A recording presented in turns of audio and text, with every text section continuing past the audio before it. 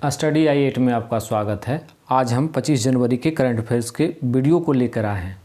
तो अब हम वीडियो को शुरू करते हैं। आज का मेरा पहला प्रश्न है, बिहार में उर्वरक का कुल खपत वर्ष 2019-20 में कितना था? Option A 19.50 tonne, B 14.32 tonne, C 36.24 tonne, D 55.32 tonne. इसका राइट आंसर है ऑप्शन सी 36.24 टन। बिहार में इनके बारे में कुछ जान लें। बिहार में उर्वरकों की खपत 2019-20 में 36.24 लाख थी, जिसमें सभी प्रकार के उर्वरकों के बीच 2019-20 में 62.63% खपत यूरिया की थी और 19.68% डायमोनियम फास्फेट की थी। इसके बारे में बस इतना ही। आज का दूसरा प्रश्न, हाल ही में भारतीय जीवन बीमा निगम का प्रबंधन निर्देशक किसे नियुक्त किया गया है? Option A Siddharth Mohanty, B TC Sushil Kumar, C Rajkumar, D Mukesh Kumar.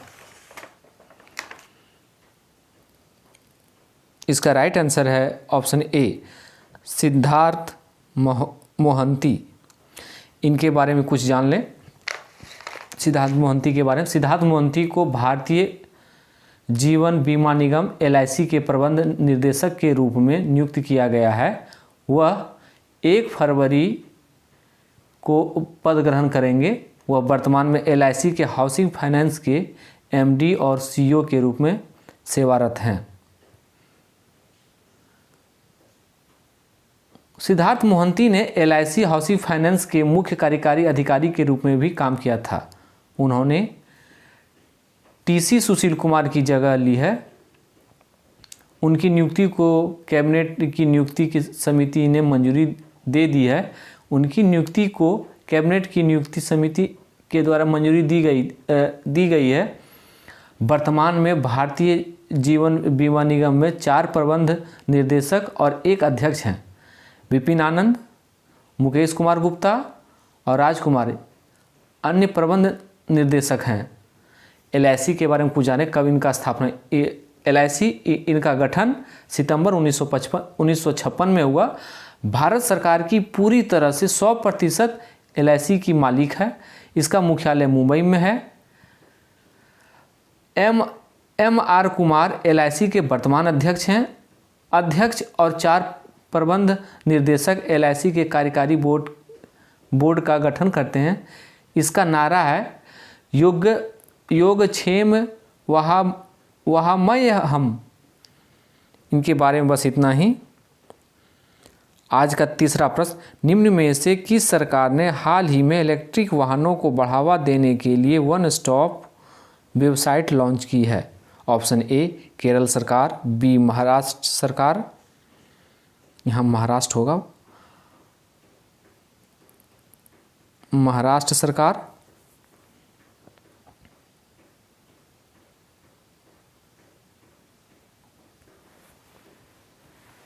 Option A Kerala सरकार, बी बिहार सरकार, सी गुजरात सरकार, डी दिल्ली सरकार। इसका राइट आंसर है ऑप्शन डी दिल्ली सरकार।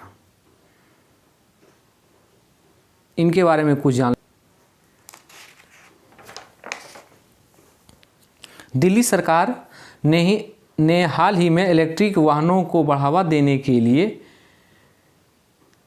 One stop website evdelhi-government.in launch की है, जो कि निर्माताओं, खरीदारों, चार्जिंग स्टेशन, खोजकर्ताओं के लिए खुली है। इस वेबसाइट पर चार्जिंग इंफ्रास्ट्रक्चर और संभावित इलेक्ट्रिक व्हीकल उपभोक्ता को बढ़ाने के बारे में जानकारी दी गई है। इनके बारे में बस इतना ही। ये होगा दिल्ली।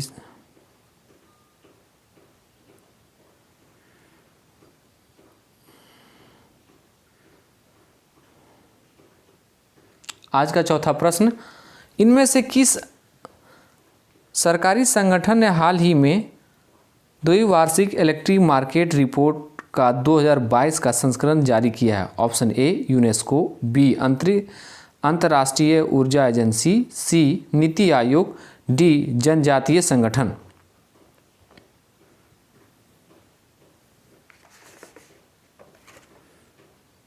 इसका राइट आंसर है ऑप्शन बी अंतर्राष्ट्रीय ऊर्जा एजेंसी। इनके बारे में कुछ जान लें। अंतर्राष्ट्रीय ऊर्जा एजेंसी ने हाल ही में द्विवार्षिक इलेक्ट्रिसिटी मार्केट रिपोर्ट 2022 का संस्करण जारी किया है, जिसके मुताबिक बिजली की मांग में वृद्धि को पूरा करने के लिए देश बड़े पैमाने में जीवाश्म ईंधन की ओर रुख कर रहे हैं।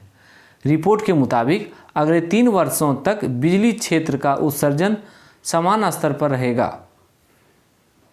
इनके बारे में बस इतना ही। आज का 5वां प्रश्न, निम्न में से किस कंपनी के सीईओ अल्बर्ट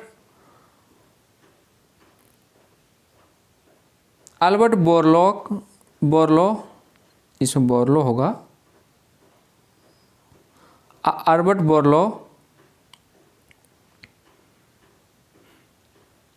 को कोविड-19 वैक्सीन के लिए प्रतिष्ठित उत्पत्ति पुरस्कार से सम्मानित किया है? Option A Serum, B Pfizer, C Johnson and Johnson, D इनमें से कोई नहीं। इसका राइट आंसर है ऑप्शन बी फाइजर।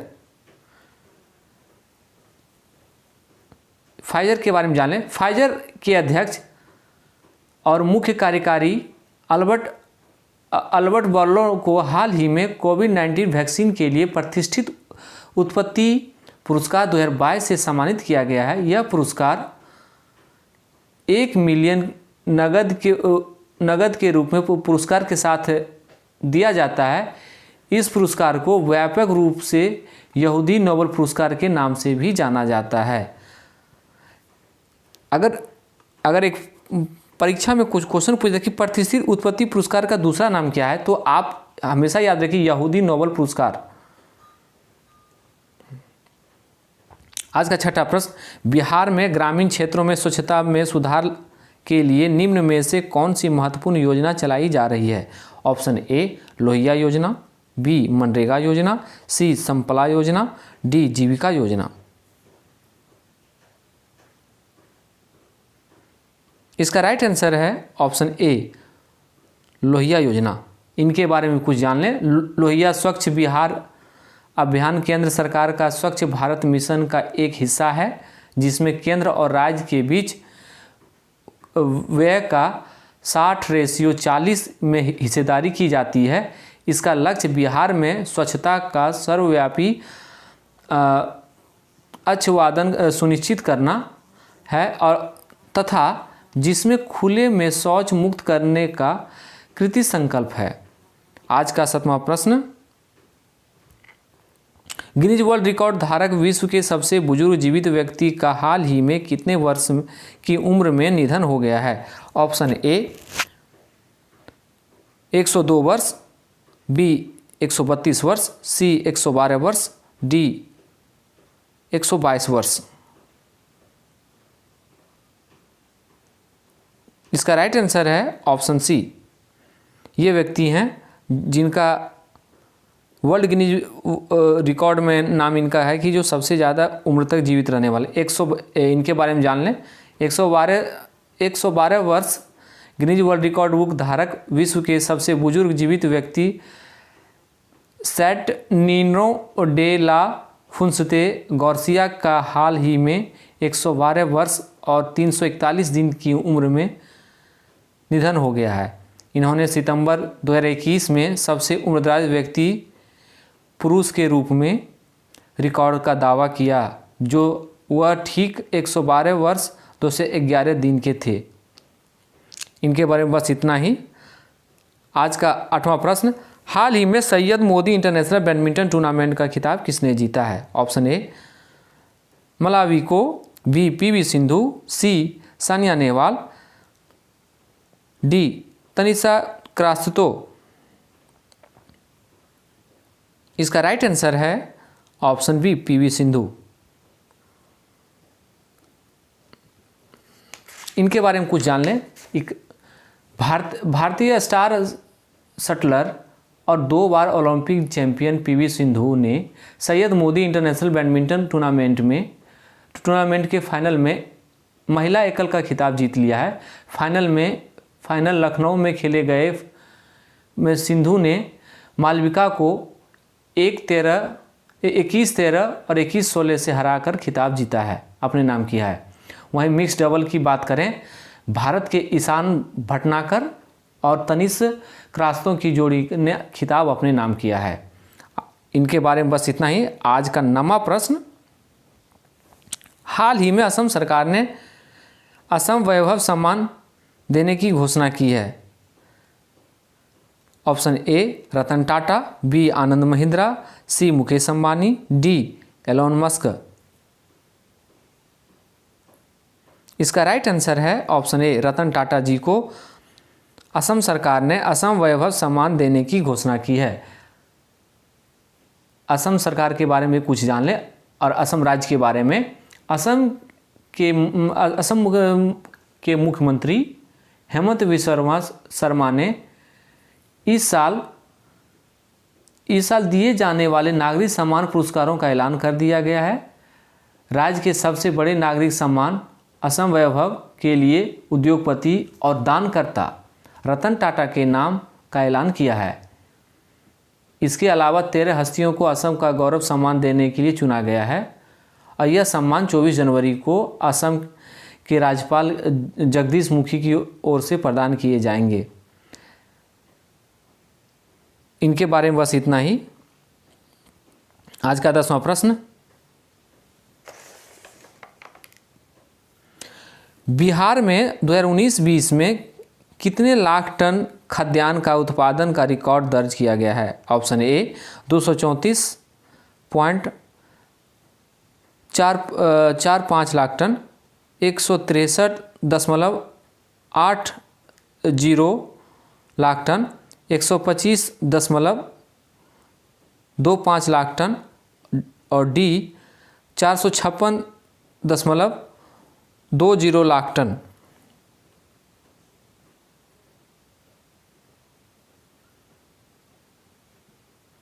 इसका राइट आंसर है ऑप्शन बी 163.80 लाख टन।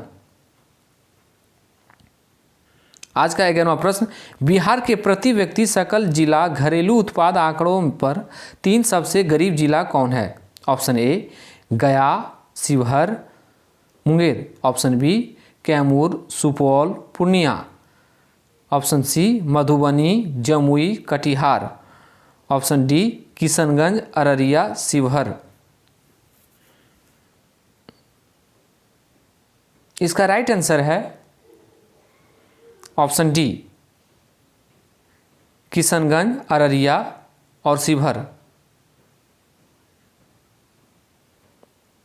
उत्पाद के आंकड़ों के हिसाब से बिहार के 3 सबसे गरीब जिले हैं की श्रेणी में ये आते हैं। आज का 12वां प्रश्न, हाल ही में भारत में जापान के किस पूर्व प्रधानमंत्री को नेताजी पुरस्कार 2022 दिया गया है? Option A Nakamura Yutaka, option B Fumio Kishida, option C Shinzo Abe, option D Taro Kono. इसका राइट आंसर है ऑप्शन सी शिंजो आबे को दिया, जो इससे पहले पूर्व प्रधानमंत्री थे। इनके बारे में कुछ जान लें।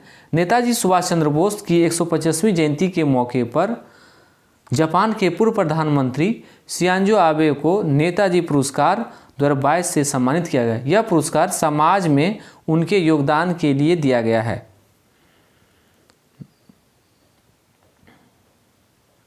आज का 13वां प्रश्न, प्रति व्यक्ति सकल जिला घरेलू उत्पाद आंकड़ों पर सभी 38 जिलों की रैंकिंग में बिहार का सबसे समृद्ध जिला कौन कौन है? Option A Rohtas, Patna, Siwan, B Patna, Begusarai तथा मुंगेर, सी सिवान, बक्सर और औरंगाबाद, डी भागलपुर, मुजफ्फरपुर, पूर्णिया।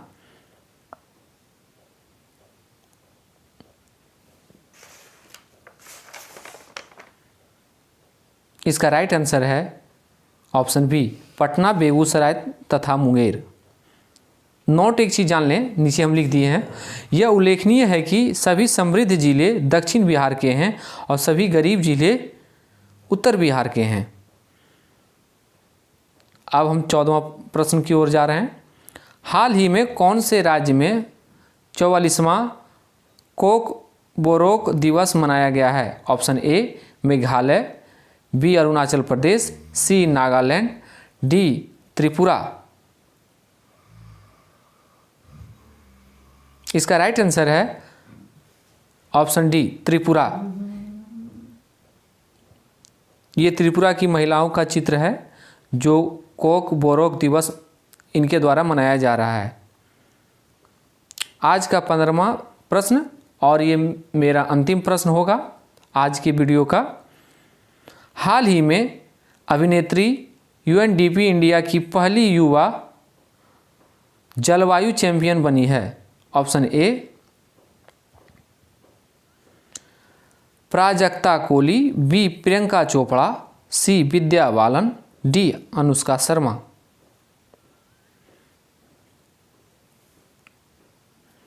इसका राइट आंसर है option A Prajakta Koli UNDP India की पहली युवा जलवायु चैंपियन बनी है।